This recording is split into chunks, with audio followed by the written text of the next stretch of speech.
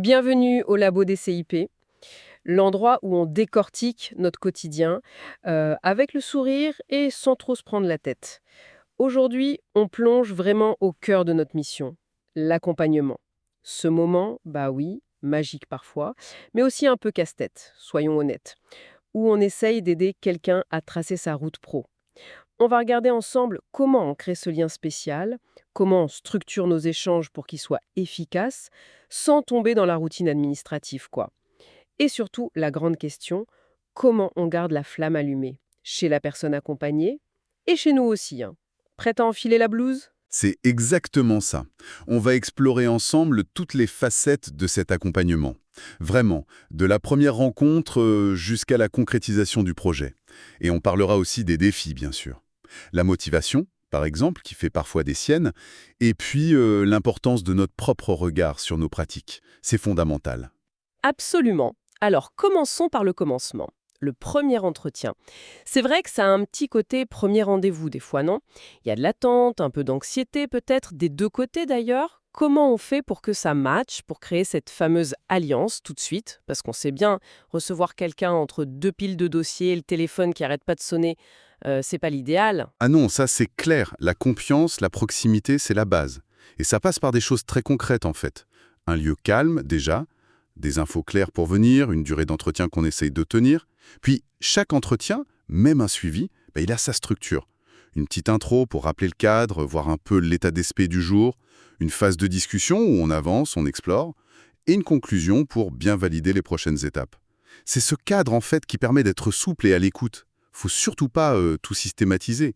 Chaque personne est unique. C'est ça le facteur humain. Oui, c'est tellement vrai. Prenons l'exemple de Sophie. Elle arrive, on sent qu'elle est tendue, pleine de doutes. Rien que le fait, en intro, de lui rappeler calmement le cadre, hein, c'est confidentiel, on est là pour l'aider, bah, ça peut tout changer. Ça lui donne peut-être la permission de parler de ce qui coince vraiment. Exactement. L'intro, c'est crucial pour s'assurer que la personne est, comment dire, dans de bonnes dispositions, que le terrain est prêt. Et la conclusion, elle ancre les choses, les engagements. Si on saute une étape, on risque un accompagnement qui flotte un peu, moins efficace. Une fois que cette confiance est là, qu'elle est bien installée, on peut passer à la construction. Là, il s'agit d'aider la personne à clarifier ses objectifs. Qu'est-ce qu'elle vise au fond? Trouver sa voie, une formation, un job précis. Le CIP, là, il est un peu le garant de la progression si on veut. Ça implique d'aller regarder tout le potentiel, les ressources visibles, oui, mais aussi les cachées, celles qui dorment parfois. Puis, on découpe ça en étapes claires. C'est le plan d'action. On commence à dessiner la carte. Oui, je vois bien. Tom pour Marc, là, qui voulait retravailler après une longue pause, sans diplôme récent. Son objectif, c'était pas juste trouver un job. C'est trop vaste, ça. On a découpé ça ensemble. Étape 1, explorer des secteurs qui le motivent vraiment, au fond de lui. Étape 2, se renseigner sur les métiers, les compétences, le salaire, tout ça. Étape 3, pourquoi pas organiser une immersion, une PMSMP par exemple, ou rencontrer des pros. D'un coup, ça fait moins peur, non? Fini la page blanche qui angoisse? Tout à fait. Et le CIP aide à définir, attention, il n'impose rien. C'est vraiment une co-construction, ce plan. Dedans, il faut lister les actions, oui, mais les détailler. Avec des verbes d'action, c'est important. Rechercher, contacter, s'inscrire. Identifier qui contacter aussi. France Travail, les missions locales, peut-être des structures de l'IAE, les ACI, les EI, les ETT, il y a plein de choses. Fixer des échéances réalistes et des critères de réussite, même simples. Notre rôle, c'est aussi d'orienter vers les bons contacts pour éviter que la personne perde un temps fou à chercher partout. Un coup de pouce, quoi. Ah, la motivation. Parlons-en. Le nerf de la guerre, hein. Surtout quand le parcours s'étire, quand ça devient difficile. Comment on fait pour jouer ce rôle de coach, de dynamiseur, sans tomber dans le «allez, courage» un peu facile? On parle souvent de valoriser chaque petit pas, c'est ça. Mais concrètement, C'est essentiel, oui. La motivation, elle est fragile, elle fluctue. Il y a des facteurs internes, la confiance en soi, et externes, les difficultés, le soutien. Un levier puissant, c'est l'écoute active. Mais la vraie, hein. Montrer un réel intérêt, essayer de comprendre les émotions derrière les mots. Et puis, le fameux feedback constructif, ça c'est crucial. Restituer ce qu'on a entendu, souligner les progrès même minimes, suggérer des pistes d'amélioration, oui, mais toujours avec bienveillance, basées sur des faits, sans jugement et avec authenticité. Faut que ce soit sincère, sinon ça marche pas. Oui, j'imagine Fatima. Elle arrive démoralisée après plusieurs refus. Le bon feedback, c'est pas juste pointer les erreurs du CV, c'est peut-être aussi reconnaître tout le boulot qu'elle a fait pour trouver ses offres. La qualité de son ciblage, ça redonne de l'énergie pour la suite, j'imagine. Exactement. Valoriser le processus, pas seulement le résultat. L'évaluation régulière des résultats.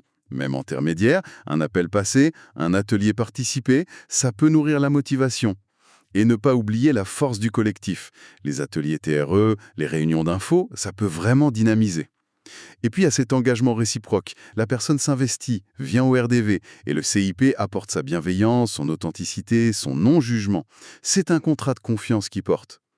Et si on parlait un peu de nous, là, les CIP? Parce que pour bien accompagner les autres, faut aussi savoir s'accompagner soi-même un peu. C'est la démarche réflexive. Prendre du recul sur notre pratique, quoi. Analyser des situations, nos satisfactions, nos points d'amélioration. Ça se fait en 3 temps souvent. D'abord observer, qu'est-ce qui s'est passé? Puis analyser, pourquoi ça s'est passé comme ça? Qu'est-ce que j'ai ressenti? Et enfin, synthétiser. Qu'est-ce que j'en retire pour la suite? C'est hyper important ça, pour pas tourner en rond ou s'épuiser, non? Se rendre compte, par exemple, qu'on a tendance à proposer toujours les mêmes trucs. Et c'est là que les échanges entre collègues, c'est une mine d'or. Partager une situation compliquée, anonymiser, bien sûr, pour avoir d'autres regards, c'est super riche. Oui, l'analyse peut être individuelle, mais elle est très puissante en collectif lors d'échanges de pratiques. Ça aide à prendre du recul, à questionner nos représentations, ces idées préconçues qu'on a tous sur certains métiers, certains publics, faut les débusquer. Et puis gérer ses propres émotions, c'est fondamental. Reconnaître ce qu'on ressent, frustration, empathie, le maîtriser pour rester objectif. Comprendre celle de l'autre et savoir influencer positivement l'échange.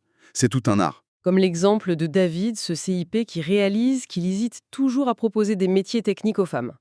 En parlant, il comprend pourquoi et il dépasse ça. Et hop, ça ouvre de nouvelles portes pour les personnes qui l'accompagnent. Ça montre bien l'impact direct de cette réflexion. Bon, et pour nous aider dans tout ça, on a notre boîte à outils, heureusement, hein. Côté administratif déjà, pour pas se noyer, il y a la GED, la gestion électronique des documents. Un peu de méthode dans le classement numérique des documents courants, intermédiaires, statiques, ça fait pas de mal, ça libère l'esprit. C'est sûr, l'organisation, ça aide. Mais pour les outils d'accompagnement eux-mêmes, la vraie question, c'est pas la quantité, c'est plutôt le bon outil, au bon moment, pour la bonne personne. Oui, on pense aux tests comme le RIASEC pour explorer les intérêts, les immersions, la PMSMP pour tester sur le terrain, le bilan de compétences, les CCP pour évaluer les acquis. Il y a aussi les ateliers thématiques, les plateformes comme IGBox, le passeport orientation formation.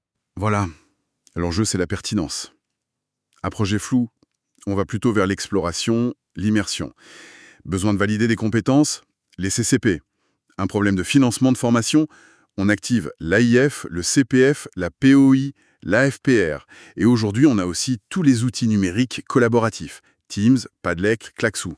L'important, c'est de les intégrer intelligemment dans la démarche au service de la relation et du projet. Voilà, on a fait un bon petit tour d'horizon de notre cuisine de CIP, je crois. De la relation humaine à la structuration des parcours, en passant par ce défi de la motivation et le besoin de réfléchir sur nous-mêmes. C'est un sacré mélange quand même, non? Un vrai travail d'équilibriste au quotidien. C'est un métier riche, complexe et profondément humain, c'est certain. Et peut-être que la question essentielle au fond, au-delà des méthodes, des outils, c'est quelle est cette petite étincelle unique que chaque CIP, avec sa propre personnalité, peut réussir à allumer chez la personne, pour vraiment l'aider à bouger, à croire en elle. Hmm, belle question pour continuer à réfléchir, chacun de notre côté. Merci d'avoir passé ce moment avec nous. Et surtout, À bientôt dans le labo des CIP.